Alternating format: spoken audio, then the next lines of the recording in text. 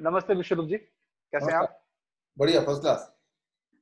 जी, शायद 4 वर्ष हो गए जब हमारा पहले परिचय हल्द्वानी में एक व्याख्यान आपका था और सौभाग्य से मेरा व्याख्यान भी वही था, योग यूनिवर्सिटी थी हल्द्वानी में, तो आपको शायद याद होगा हाँ, हाँ, कि मैंने मैं एक बाद आपका था, वो मैंने पूरा अटेंड किया था और मुझे जो याद है कि वो एक मिट्टी का बोतल आपके पास था, तो तब और चेहरा हाँ, वैसे ही बिल्कुल, बिल्कुल, था बिल्कुल, नहीं और बिल्कुल। मेरे ख्याल से मिट्टी का बोतल आज भी होना चाहिए। यहाँ तो नहीं दिख रहा स्क्रीन पे, लेकिन कहीं आपके घर में है तो कहीं रखा होगा।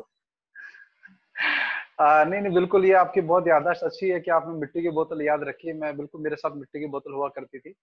तो बहुत अच्छा लगा था, पहली बार मुझे भी पता लगा कि डायबिटीज़ के ऊपर इतना प्रामाणिक रूप से आपने जो कार्य किया था, बड़ा अच्छा लगा था देखकर। लेकिन 4 वर्ष तक शायद आपके कार्यों को वैसे देखते रहे, लेकिन जो आपने कोरोना के विषय में इतना हिम्मत भरा एक पूरा का पूरा जो प्रयास आपका रहा, जिसमें आपको पूरा यूट्यूब चैनल और सोशल मीडिया से पूरा ब्लैकआउट कर दिया गया। तो ये जो मुझे लगा कि सही जगह चोट जो आपकी लगी है, ये उसका प्रमाण है एक तरह से। तो हमने ये निर्णय लिया राजीव भाई के पूरे नेटवर्क के लोगों ने कि आप आपका साथ हमें देना चाहिए। तो कहीं न कहीं लोगों के बीच में हमारा राजीव भाई के बारे में लोग हम पर बहुत विश्वास करते हैं, तो हमने कहा कि आपसे एक चर्चा दोबारा करनी चाहिए और लोगों को एहसास भी दिलवाना है कि आप बहुत लोग मुझसे पूछते हैं विश्वरूप जी की वीरेंद्र भाई आपको विश्वरूप जी का साथ देना चाहिए, क्या आप उनको जानते हैं क्या? तो जानते तो हम हमारी बातचीत तो काफ़ी होती रहती थी, लेकिन बस ये वीडियो एक प्रयास है, एक फॉर्मल बात नहीं करके एक इन्फॉर्मल आपसे और लोगों को ये दिखाने का कि भई आप और हम लोग साथ में काम कर रहे हैं। राइट। तो बहुत-बहुत धन्यवाद आज आपका जुड़ने के लिए हमारे साथ। थैंक यू, धन्यवाद। तो कैसा कैसा रहा ये कोरोना 3 महीने पहले और 3 महीने बाद का सफ़र आपका? छोटे से में अगर आप बता पाएँ तो? इसमें ये ऐसा है कि बहुत ही डरावना है ये सफर, क्योंकि डरावना इसलिए लोग तो इसलिए डरे हुए हैं कि कोरोना ना हो जाए और मुझे इसलिए ऐसा लग रहा है डरावना, क्योंकि मैं आगे देख पा रहा हूँ कि अगर ऐसा ही चलता रहा, षड्यंत्र के इसी तरह से चलता रहा और वो अगर भांडा फूटा नहीं, तो फिर ये हुँ, हुँ, हुँ, कितना हुँ। ज़्यादा नुकसानदेह हो सकता है, कितने आबादी जनसँख्या की हालत खराब हो सकती है, ये देख के बहुत दुःख हो रहा है और हम कुछ कर नहीं पा रहे हैं, सिर्फ बैठे हुए हैं या करने की कोशिश कर रहे हैं, लेकिन हो नहीं पा रहा है उस तरह से जैसा होना चाहिए। दुनिया के बड़े से बड़े वॉर में भी इतना नुकसान नहीं होता होगा, ऐसा मुझे लगता है। 1947 से पहले हालाँकि हम और आप उस वक़्त नहीं थे, लेकिन तब भी लोगों हुँ, हुँ। में इतना दुःख या इतनी व्यथा शायद नहीं हुई होगी। अंग्रेज़ों ने भी इतना उन पे ज़ुल्म नहीं किया होगा और किया भी होगा तो लगता है ये तो कोई पराया है, तो ज़ुल्म हम सब बंदी हैं, तो ज़ुल्म हो रहा है। लेकिन ये तो इंडिपेंडेंट कंट्री है, यहाँ भी ऐसा हो रहा है तो ये तो देखा नहीं जा रहा। और मुझे लगता है कि खास तौर बिल्कुल। पे हमारे देश में आज भी मैं तो देखता हूँ हर जगह राजीव भाई की तरह उनसे इंस्पायर्ड लोग इंक्लूडिंग यू, जो सच को सच बोलते हैं, जो हर तरह से किसी भी तरह से अगर कहीं पे कुछ गड़बड़ हो तो उसमें आगे आके बोलने वाले हैं। इन सब के सब जी। होते हुए भी ये कैसे हो पा रहा है? 4 महीने कैसे निकल गए? षड्यंत्र होते हुँ, हुए हुँ। भी, अभी तक कैसे निकल हुँ, गया? हुँ। आज का दिन भी कैसे निकल रहा है? ये सारे सवाल रहते जी, हैं, जी। इन्हीं के साथ आगे बढ़ रहे हैं। बिल्कुल, बिल्कुल। तो मुझे लगता है कि पूरा एक जनमानस जो आपके साथ जुड़ा है, वो एक बहुत बड़ी उपलब्धि भी है अपने आप में कि किसी हिम्मत वाले व्यक्ति के साथ लोगों ने जो है, दिल खोलकर आपका स्वागत किया है। लेकिन कहीं न कहीं मुझे लगता है कि कुछ लोगों के मन में प्रश्न हैं, जो मैं उनकी तरफ से आपसे पूछने का प्रयास करूँगा कि जैसे मैं पहली बार आपसे जो 2016 में मिला था, तो उस समय भी जो आप मेरे बाद आपने जो आपका जो पूरा वक्तव्य था डायबिटीज़ के ऊपर, उसमें दूध की कहीं बात आई थी। ये दूध का ऐसा विषय है जो कहीं न कहीं राजीव भाई के समर्थकों और गौ माता के समर्थकों में आपके प्रति एक उनमें ये संदेह हो रहा है कि ये विश्वरूप जी जो हैं दूध के विरोध में क्यों बोलते हैं? हालाँकि मैं उसको व्यक्तिगत रूप से बहुत सकारात्मक तरीके से लेता हूँ कि आप दूध के बारे में बोल रहे हैं, गाय के दूध के बारे में नहीं बोल रहे हैं, मैं इस तरह से इसको लेता हूँ। तो मैं थोड़ा-सा इस पे ये चाहूँगा कि एक यदि आपका इस विषय पे एक स्पष्टीकरण हो जाए कि दूध जब आप मना करते हैं तो वास्तविक में क्यों और किस दूध को मना करते हैं? तो एक बहुत बड़ा एक समूह जो है वो आपके साथ और भी जुड़ने को निस्संदेह रूप से तैयार हो जाएगा। इसमें टू स्टार्ट विथ सबसे पहले तो अगर मैं अपना पर्सनल लाइफ की बात करूं, मेरा जो जी, टू स्टार्ट विथ मेरा जो खाना है और एक गाय का जो खाना है लगभग एक जैसा ही है। तो सुबह का जी। मेरा रूटीन है कि काफी समय से रूटीन है ये बहुत कम लोगों को हुँ, हुँ। पता है, आपको मैं बता रहा हूँ पहली बात, क्योंकि ऐसी कोई बात हुई नहीं आज तक हुँ, कि अपने लिए मैं घर से गाय का खाना लेके चलता हूँ, जो सब्जी है और जो फलों के भी जैसे केला है तो अंदर वाला हम खाते हैं तो बाहर वाला गाय खा लेगा, तो एक सिनर्जी सी मुझे लगती है। और जब हाँ, गाय हाँ, खाता है और हम देखते हैं तो एटलीस्ट मैं देखता हूँ तो एक संतुष्टि सी होती है कि चलो मैंने आज कोई अच्छा काम शुरू किया या अच्छा काम किया आज, ऐसा लगता है। और हाँ, हाँ, वो जो कोई करेगा ये उसको ही पता चलेगा कि ये मैं क्या बोल रहा हूँ। तो ये तो एक बात हुई। अब आता है दूध के संदर्भ में जो आपने सवाल पूछा, ये सवाल कई बार आए लेकिन कभी मौका नहीं मिला जवाब देने को। मैं इस फील्ड में है डायबिटीज की, जो मेरा स्पेशलाइजेशन है, ये आया मैं आज से 11 साल 12 साल पहले। तो मैं, अच्छा, हाँ, राजीव जी तो इस दुनिया में 2010 तक थे हमारे साथ। तो उसके जी, बाद ही मेरा मेन, तो 2010 से पहले की जो दुनिया है, हमारा देश भी और दुनिया भी और आज भी, ये दोनों दो अलग दुनिया है। मैं अब बताता हूँ छोटे बच्चे हैं कि तब हमारे देश में, सिर्फ एक उदाहरण लूंगा, 1 लाख में एक डायबिटीज बच्चा होता था। अब ऑफिशियल फिगर है एक अच्छा, 50 डायबिटीज बच्चे, ठीक है ना। अच्छा, तो पहले के मुकाबले डायबिटीज, ऑटो इम्यून डिजीज, बच्चों का मेंटल डिसऑर्डर, जो चीज राजीव भाई ने अपने जीवन में देखा होगा, अगर आज होते तो उनको बहुत दुख होता कि उसके मुकाबले 50 गुना 100 गुना ज्यादा है बच्चों में। आज आप देखेंगे बच्चों में मेंटल डिसऑर्डर बहुत ज्यादा आप देखेंगे। डायबिटीज टाइप जी, 1 देखेंगे, auto immune disease, skin disease, इतना तब नहीं था, 10 साल पहले नहीं था, क्योंकि मैं 10 साल पहले भी था और आज भी मैं कंपेयर करता हूँ ना। तो जी, मैंने देखा कि जैसे ही ये सभी, ध्यान से सुने इसको और आगे भी पहुंचा है, छोटे बच्चे अगर मिलते हैं जिनमें टाइप 1 हो, इंसुलिन डिपेंडेंट है, उनको अगर हम एक चीज बोलते हैं कि आप कोई भी ऐसी चीज मत खाओ जिसमें एनिमल प्रोटीन हो सकता है, जानवरों का प्रोटीन हो सकता है। तो अब जानवरों का प्रोटीन जिन भी चीजों से है उसको हटा दो अपने डाइट से, और जैसे ही आप हटाओगे तो एक चीज होगी, एक ही दिन के अंदर आपकी इंसुलिन की जरूरत 50% घट जाएगी, 50%। ऐसा हर बार होता है। तो एनिमल प्रोटीन जब हम बोलते हैं तो अंडा, मछली, ये सब चीज आती ही है, और डेयरी प्रोडक्ट भी आता है, क्योंकि उसके अंदर भी एनिमल होता है। और कई बार कुछ लोगों के लिए, सबके लिए नहीं, कुछ बच्चों के लिए उसका बॉडी अपना प्रोटीन और किसी बाहर से आया हुआ प्रोटीन, एनिमल प्रोटीन में डिफ्रेंशिएट नहीं कर पाता, तो वो ऑटोइम्यून खुद ही अपना अटैक करता है, अपने सेल्स को अटैक करता है। और जब बाहर का एनिमल प्रोटीन स्टॉप कर देते हैं तो अटैक बंद हो जाता है, तो इंसुलिन दोबारा बनने लगता है। ये सिंपल सा फिनोमिना है। तो फिर मैंने देखा कि ये डेयरी प्रोडक्ट भी और एनिमल फूड भी बंद कर दें तो बच्चा ठीक होने लगता है, कुछ और ना भी करे तो। और ये हर बार होता है और एक दिन होता है। So that's how it started. तो 2010 से पहले वाली जो दुनिया है और अभी, और मेरा जो फैसला, मेरे को ज्यादा लेना देना है शहरों के बच्चों से, विदेशी बच्चों से, जैसे स्विट्जरलैंड है, वियतनाम है, मलेशिया, जहां जहां जाता हूँ। और अनफॉर्चुनेटली गांव के बच्चों से, या फॉर्चुनेटली बोले, मेरा लेना देना नहीं है, क्योंकि वो मेरे पास आएंगे नहीं, क्योंकि उनको डायबिटीज होगी नहीं। वहाँ का वातावरण ऐसा है, वहाँ का खान पान ऐसा है। और जहां तक हो सकता है, मैंने इस पे कभी शोध नहीं किया इसलिए मैं ठीक से नहीं बता पाऊंगा, लेकिन जो बच्चों की मैं देखभाल करता हूँ या जो मेरे पेशेंट्स हैं, वो पेशेंट जो शहर में रहने वाले हैं, फ्लैट में रहने वाले हैं, तो उनके पास तो दूध के नाम पे तो वही आता होगा ना, पैकेट वगैरह ये सब कुछ आता होगा। तो मैं ये बोलता हूँ आप दूध मत पियो, वो दूध कहाँ से आता है मुझे नहीं पता, लेकिन आप दूध मत पियो और तब फायदा हो जाएगा। और रहा सवाल जो आप बोल रहे थे, अभी थोड़ी देर पहले ही बात हो रही थी कि जो गाय का दूध या देसी गाय का दूध, देखिए ऐसे लोग जो देसी गाय का दूध पीते होंगे, वो मेरे पास ऐसे लोग तो आए नहीं। वो इसलिए नहीं आएंगे, बीमार पड़ेंगे तो आएंगे। तो इसका मतलब बीमार नहीं पड़ते हैं।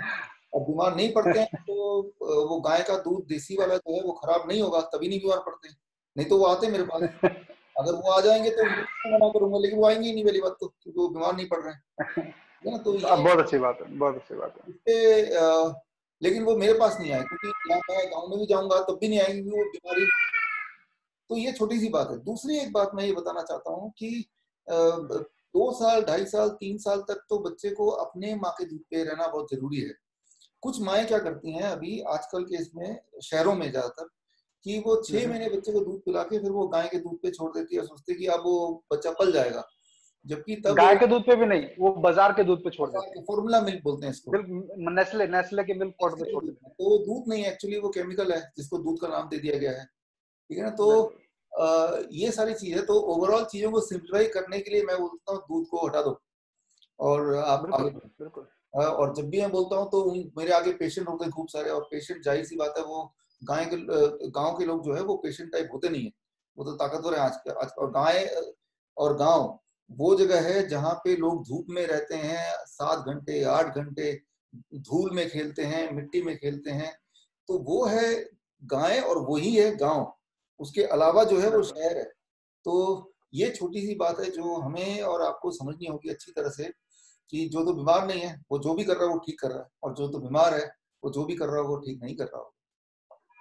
नहीं, बिल्कुल बहुत अच्छा है। क्योंकि शायद आपको नहीं पता होगा, लेकिन आपके बिहाफ पे, क्योंकि आपसे संपर्क करना जो है थोड़ा-सा मुश्किल रहता है, क्योंकि आप बहुत कामों में व्यस्त रहते हैं, और वो अच्छी भी बात है। तो आपके बिहाफ पे लोग मुझे कॉल करते हैं कि वीरेंद्र भाई विश्वरूप जी से ये कहिए, वो कहिए। तो मैं उनको एक ही बात हमेशा बोलता था, आपकी बात का समर्थन करते हुए, कि विश्वरूप जी ने जो आपने कहा ना, बहुत खूबसूरत बात कही आपने, कि गाय का दूध पीने वाला व्यक्ति आपके पास आने की उसको आवश्यकता ही नहीं पड़ेगी। इसी कारण से जो भी आते हैं उनको दूध के लिए मैं मना करता हूँ।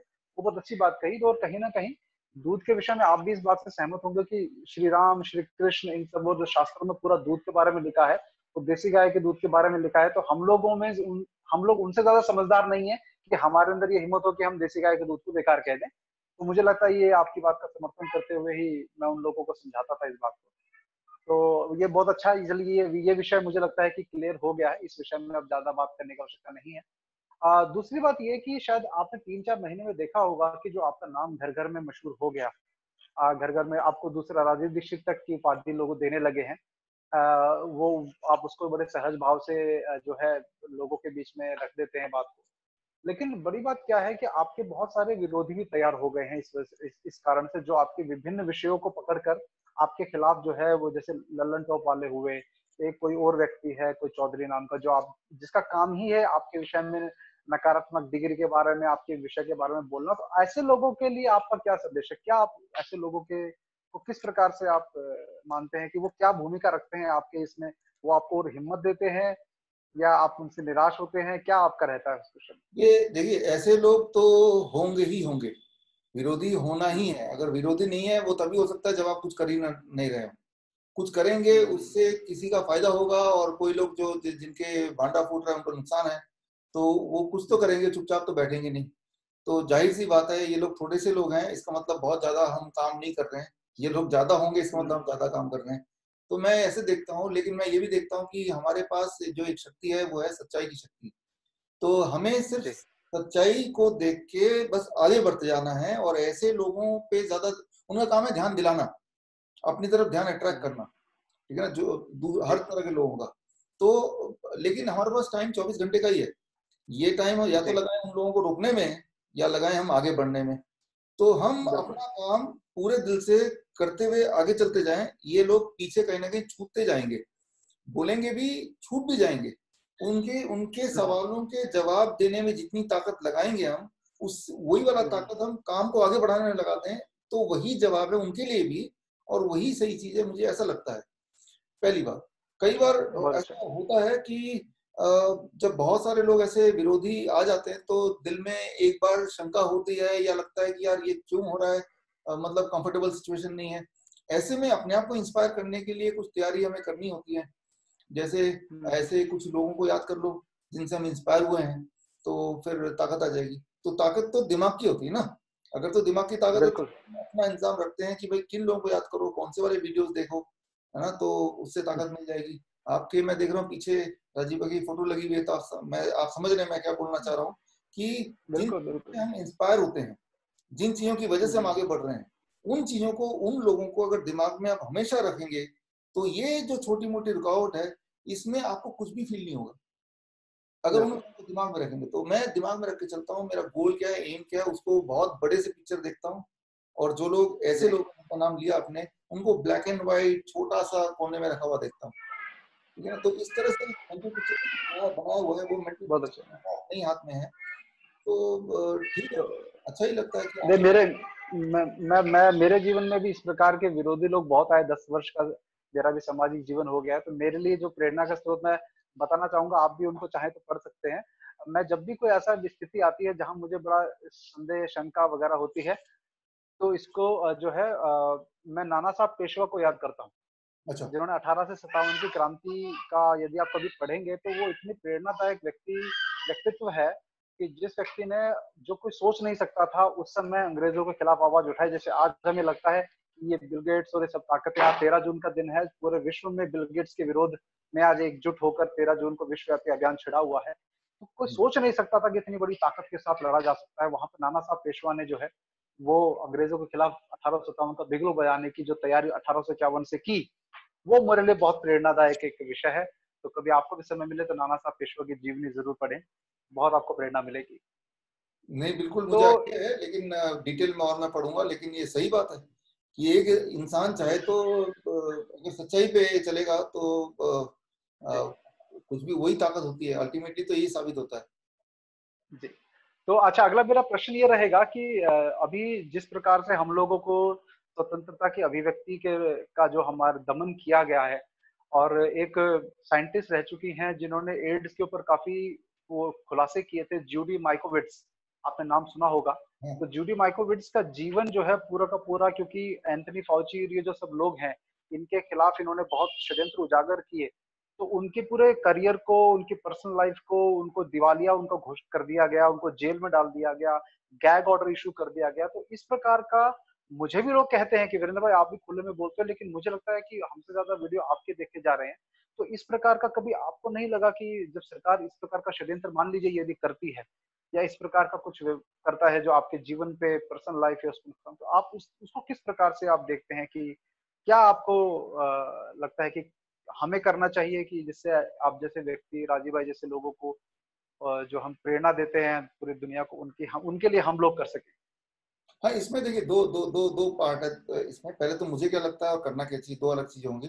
तो मुझे क्या लगता है, मुझे लगता है कि दो ही चॉइस है मेरे पास, या तो हम बोलें या ना बोलें, इसके अलावा तो कुछ हो नहीं सकता। तो ज्यादातर लोग बिल्कुल। जो हैं हमारे आसपास, उनको तो पता ही नहीं कि असलियत क्या है। तो उनके पास एक ही चॉइस है, नहीं बोलने का, क्योंकि उनको वही लगता है जो दिखाया जा रहा है उनको। तो वो तो एक्सक्लूड हो गए कि उनको पता नहीं है, तो उस पर दोष हम दे ही नहीं सकते। लेकिन भगवान ने हमें, आपको ताकत दी है कि सच को समझने की। तो अब जी। हमारे पास दो चॉइस है, सच हमें पता है, हम इसको बोलें या ना बोलें, ठीक है ना। बिकॉज बाकी लोगों के लिए सच और झूठ एक ही बात है, हमारे लिए सच क्या है क्लियर है, और जो दिखाया जा रहा है वो भी क्लियर है। अगर कोई कुछ नहीं बोलता, एक तो ये है आप और हम कुछ बोले ना, तो क्या हम बच जाएंगे? इसकी कोई गारंटी है? कल कल क्या होगा हमारे साथ?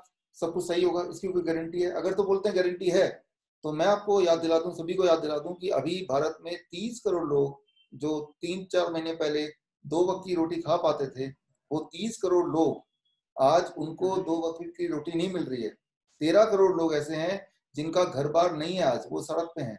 और उनमें से बहुत सारे लोग ऐसे जिनकी गिनती नहीं है, जो मारे जा चुके हैं सड़क पे कुत्ते बिल्ली की तरह।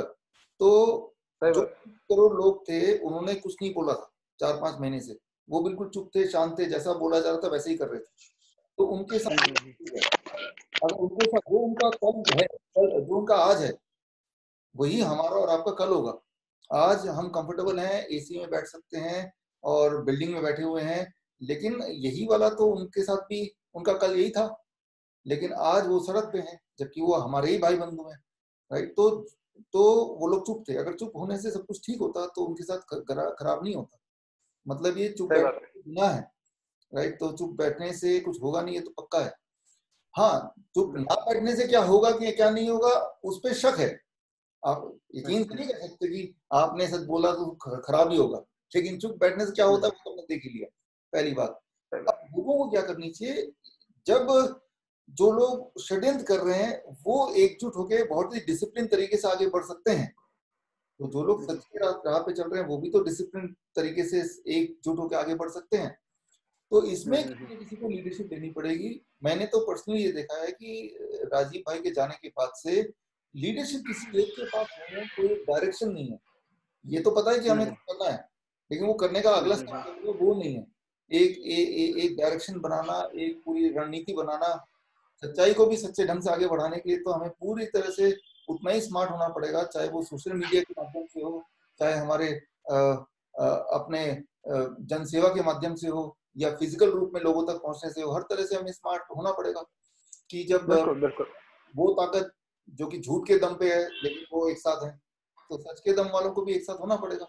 और एक साथ होने के लिए एक दिन लगता है, बस वो एक दिन आपको सिक्योर कर देगा। उस एक दिन को जब देख लेंगे इतनी सारी ताकत एक साथ है, वो भी सच वाले, तो झूठ अपने आप ही धीरे धीरे फीका पड़ जाएगा, अपने आप ही खत्म हो जाएगा। मेरे ख्याल से यही तरीका है, इतिहास में भी ऐसा ही कुछ हुआ है। बिल्कुल बिल्कुल, मुझे लगता है आपकी जो बात है वो कल गोपाल सुत्रिया जी को जानते होंगे, आप गुजरात में हैं। गोपाल सुत्रिया जी से कल बात हो रही थी, उनके जो पंचगव्य के ट्रायल कोरोना वालों पे हुए थे, मैं उस बारे में अपडेट ले रहा था उनसे। तो उन्होंने मुझे बताया कि 10 साल से राजीव भाई के जाने के बाद कोई एक तरह से ऐसा कोई फिगर खड़ा नहीं हो पाया जो जिससे राजीव भाई के कार्य को दिशा मिल पाए। जो भी हुए उन्होंने निराश ही किया है। तो मुझे लगता है कि 5-6 लोग यदि मिलकर राजीव भाई के विषय को आगे बढ़ा पाए तो ऐसे 5-6 लोगों का, जैसे सरपंच हुआ करते थे पहले, ऐसे 5 लोगों को भी अगर इस विषय पे काम किया जाए तो बहुत बड़ा एक काम हो सकता है। उनकी भी यही व्यथा थी। और गोपाल सुत्रिया जी आपके आपके बारे में भी बात कर रहे थे कि बहुत अच्छा काम कर रहे हैं स्वरूप जी, और शुभकामनाएं देने के लिए भी कहा उन्होंने आपको। एक और बड़ी जो परेशानी वाली बात मुझे नजर आई कि जो पूरा जैसे राजीव भाई के देहांत के बाद उनके बारे में पूरी गलतफहमियां या उनके बारे में आरोपबाजी जो लगनी शुरू हुई, अभी विकिपीडिया के पेज पे जैसे राजीव भाई को फ्रॉड और कॉन्स्पिरेसी थ्योरिस्ट घोषित किया गया, तो आपका तो शायद विकिपीडिया पेज ही उड़ा दिया गया। हाँ और जो जो और अभी मुझे एक बात मैं आपको भी कहना चाहूंगा कि जो इस समय आप कोई प्रश्न इंटरनेट पे पूछते हैं, उसका उत्तर के रूप में कुछ वेबसाइट ऐसी हैं जो टॉप पे आती है हमेशा। जैसे कोरा.com आ गया, ये कुछ साल पहले ही कोरा शुरू हुआ था। कुछ ऐसी वेबसाइट जो फैक्ट चेक, मिथ बस्टर्स के नाम से या फैक्ट चेकिंग के नाम पे जो है हम सबसे ऊपर हमें दिखाई देती हैं, उसमें जिसके बारे में गलत फैलाना है उसके विषय में वहां गलत ही ऊपर आएगा गूगल सर्च के अंदर। तो आपके बारे में भी यही हो रहा है, राजीव भाई के बारे में भी यही हो रहा है। तो इसको किस प्रकार से आप चाह रहे हैं कि लोग आपको, आपके जो ये गलत फहमियां फैलाई जा रही हैं, उसके बारे में आप किस प्रकार से उम्मीद करते हैं कि लोग इसमें समर्थन करें आपको, उसके बारे में थोड़ी अगर चर्चा करें तो अच्छा रहेगा। हाँ, ये एक बहुत ही वैलिड पॉइंट और ये मेरे चिंता का विषय भी है जो आपने इसका इस सवाल को उठाया। इसमें जो विकिपीडिया है, फेसबुक है, यूट्यूब है, ट्विटर है, इवन व्हाट्सएप है, इवन व्हाट्सएप, ये जो हमें लगता है कि फ्रीडम ऑफ स्पीच मिल गया, हमें कोई पावर मिल गई, ताकत मिल गई, जिस ताकत के को यूज करके हम कुछ भी कर सकते हैं, ऐसा दिखने में लग रहा है। वो तब तक जब तक ये ताकत देने वाले इंसान को कोई नुकसान ना हो रहा हो या उसके षड्यंत्र को कोई नुकसान ना हो रहा हो, तब तक है। और वो तब षड्यंत्र तक है। में वो जो ये ताकत आपको मिली है वो आपके खिलाफ ही लड़ने के लिए मिली है, राइट। तो ये पहले तो इसकी लत लग गई, लत ही बोलूंगा मैं इसको। और अब लत जब लग गई है तो अब इसी ताकत को आपके खिलाफ यूज किया जाएगा रिमोटली कहीं और बैठ के, ये मैं समझाऊं। मैं पर्सनली मेरी बात बिल्कुल करें तो मैं फॉर्चुनेट हूं कि मेरा विकिपीडिया उड़ा दिया, ना कि उसमें फ्रॉड लिख दिया। तो मैं इसको ऐसे लेता हूँ कि उड़ा ही दिया उसको। हाँ, तो वो तो ज्यादा बेहतर है, उड़ाई दो तो ज्यादा बेहतर है। हाँ, विकिपीडिया के दोनों पेज उड़ा दिए, फेसबुक उड़ा दिया, यूट्यूब उड़ा दिया, ट्विटर उड़ा दिया। और सबसे शॉकिंग बात है कि आप विश्वास नहीं करेंगे, हमारे जो ऑफिस का जो व्हाट्सएप है उसको भी ब्लॉक कर हाँ। दिया था 48 आवर्स के लिए। और अगर आगे भी कभी अच्छा। ब्लॉक हो सकता है, खत्म भी हो सकता है। तो मतलब जितने सारे सोशल मीडिया में लगता है कि ये हमारी ताकत है, वो हमारी नहीं है। एक तो पहली बात ये बताना चाहूंगा। दूसरी बात कि अगर जिस तरह से वो एक हथियार हमें देके और हमारे खिलाफ ही यूज कर रहे हैं, तो क्यों ना उसी हथियार को हम उनके खिलाफ यूज करें। उसका एक तरीका है बिल्कुल। कि जैसे पर्सनली मैं आपके माध्यम से हमारे जिन सब लोगों के विचारधारा एक से हैं, उनको मैं यही रिक्वेस्ट करूंगा कि जैसे कोरा में आप जाएंगे तो आपको मेरे बारे में जो भी लगता है वो आप भी लिखिए, इंक्लूडिंग वीरेंद्र भाई आप भी लिखिए, और हमारे जितने राजीव भाई के लोग हैं वो सब भी लिखें। तो पलड़ा भारी हो जाएगा, सच्चाई सामने आएगी। अभी क्या है कि मुझे ऐसा बिल्कुल। लगता है, पर्सनली मेरी बात करूं तो एक 200 लोगों की टीम बनाई है, वो टीम कहीं भी जाके खिलाफ में लंबे चौड़े वो लिख देंगे। और कोरा और विकिपीडिया वो इस बेसिस पे चलता है कि जो वोटर टाइप पे और तो नियोजित एक तरीके से चलता है। तो जबकि राजीव हाँ हाँ। भाई के जो हमारे हम और आप फॉलोअर हैं, हम तो करोड़ों में हैं। अगर हम करोड़ों लोग अगर विकिपीडिया के पीछे पड़ जाएं और अगर कोरा के पीछे पड़ जाए, वो तो उसका एग्जिस्टेंस ही नहीं रहेगा, ये बात वो भूल रहे हैं शायद। तो इस कन्वर्सेशन के थ्रू मैं एक छोटी सी चीज मैं बोलना चाहूंगा कि कोरा में आप जाएं, आप लोग जो भी सुन रहे हैं, और जो भी आपने मेरे बारे में समझा है अपने हिसाब से वो आप लिखें, वो सच जो भी है, जो भी आप चाहते हैं, लेकिन लिखें जरूर। नहीं तो अभी क्या हो रहा है कि थोड़े बिल्कुल। लोग बहकाने के लिए कुछ भी लिख रहे हैं, लेकिन एक एक आम आदमी जो कुछ जानना चाहता है वो नेट पे सर्च करता है और जो भी दिखता है फर्स्ट उसी पे विश्वास करता है, जिससे जो बातें हम पहुंचाना चाहते हैं सिंपल तरीके ठीक होने के, चाहे कोरोना से या डायबिटीज से या कैंसर से, वो लोगों तक नहीं पहुंच पा रही है। और मकसद भी है कि वो लोगों तक जी। ना पहुंच जाए। यूट्यूब उड़ गया, फेसबुक उड़ गया, क्यों? क्योंकि उसमें कोरोना का इलाज जैसे ही बताया, उसके अगले दिन वो उड़ा दिया कि भाई वो उड़ा इलाज लोगों तक ना पहुंचे। फिर फेसबुक के माध्यम से बताया, फेसबुक को ब्लॉक कर दिया, फिर नया फेसबुक खोला, वो ब्लॉक हो गया। ठीक है, तो ये चल रहा है। तो मतलब ये कि ये वाला हथियार हमारे खिलाफ अगर यूज हो रहा है तो हम भी इसी हथियार को उनके खिलाफ यूज कर सकते हैं, उसी में अपने जो भी एक्सपीरियंसेस हैं उसको डाल के, ताकि आपके एक्सपीरियंस लोगों तक पहुंचे, ना कि उन 200 या 100 200 400 लोगों के जो एक नियोजित तरीके से प्लान्ड वे में कुछ भी लिख के, तो ताकि लोगों को वही ऊपर टॉप पे दिखे लगे कि यही सच्चाई है। तो ये एक मैसेज है मैं देना चाहूंगा। नहीं, अच्छा है जैसे आपने कहा कि हमारे क्रांतिकारी अंग्रेजों की बंदूकें चुरा के उन्हीं के खिलाफ यूज करते थे, हाँ, ऐसे ही हम लोगों को भी इनकी इनकी इनकी जो हथियार है उन्हीं के खिलाफ यूज करने उन्हीं को चाहिए यूज हमको। करना है, हमें चालाकी से काम करना है, हमें उन्हीं को यूज करना है। वही जमाना आ गया है, तभी उसका जवाब दिया जा सकता है। एक तो तरीका है कि हम सोशल मीडिया का बहिष्कार करें कि भाई हम अंग्रेजों की बंदूकी ना उठाएं, दूसरा है कि उन्हीं की सही बंदूक बात। उनके ऊपर हमला कर दें। दो तरीके हैं। तो सोशल मीडिया में या जो भी मीडिया है हर तरह से सच्चाई पहुंचाए, बेसिकली तो बात ये है, जो चीज सच है वो लोगों तक पहुंच जाए, तो लोग जागरूक होंगे, तो सब लोग जागरूक होना जरूरी है।